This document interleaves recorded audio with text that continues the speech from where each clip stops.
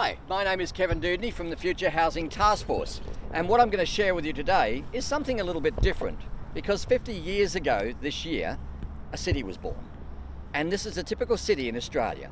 Now, the question is, what gave birth to this place that we call a city in Australia?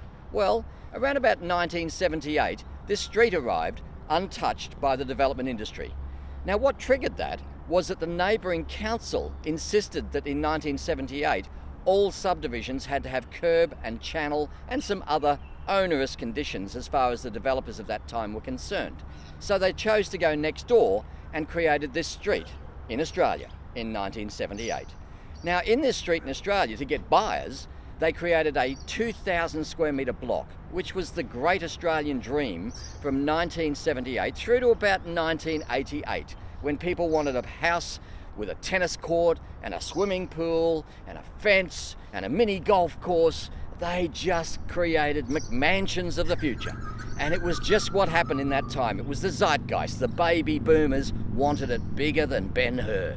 But the purpose of us being here today is to watch the transformation in 2018 as to what we're now doing with those 2,000 square metre blocks across Australia today. So I hope you enjoy this journey, because the Future Housing Task Force, through its Property Revolution, is going to be bringing you these educational programs. But for those of you in my program, you'll get all the numbers, all the details, all the profitabilities, and all of those things, because as we say in our boot camps, it's not about the money, it's about the money.